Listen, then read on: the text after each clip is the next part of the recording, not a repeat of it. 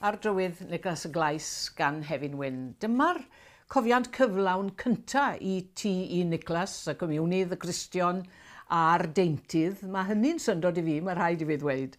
Ond mae yn gofiant swmpus, treiddgar a manwl iawn. A nid llyfr moliant yw i'r dyn yma sy'n gymaint o arwr i gynifer o bobl. Mae hefyd yn trafod gwendidau yr hen Nicholas. Ond mae'r awdur wedi llwyddo i gyfleu'r cyfan mewn modd hynod apelgar, a dweud y gwir, a hawdd i ddarllen.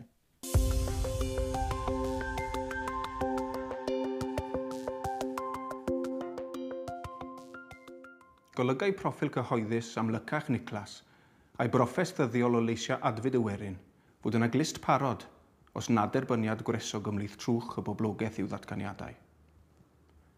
Doedd dim byd yn niwlog yng nghynnwys ei erthyglau. Doedd ganddo ddim ofyn i dweud hi. Byddai'r frenhiniaeth a chyfalafwyr dan ei lach yn ddidostir. Gwedd newid cyflwr cymdeithasol dyn oedd byrdwn Cristnogaeth, meddai'n ddiflewyn ar dafod, dro ar ôl tro.